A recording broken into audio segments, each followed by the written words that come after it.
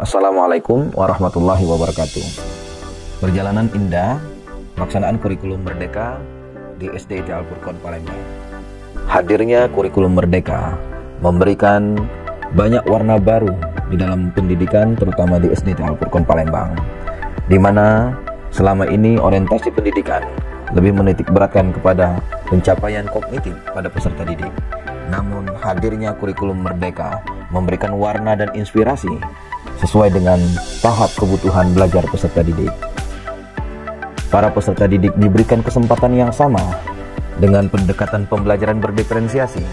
Bahkan anak-anak atau peserta didik diberikan keluangan waktu untuk memahami dan menggali informasi dalam pembelajarannya sehingga pembelajaran itu bermakna.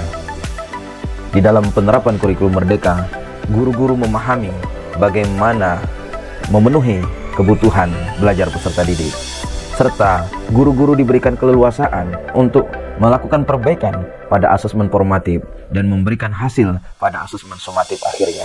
Oleh karena itu, penerapan kurikulum Merdeka menjadikan sebuah keharusan dan menjadikan sebuah inspirasi di dalam perbaikan dunia pendidikan. Semoga Indonesia semakin maju dalam mencapai Indonesia Emas di tahun 2045.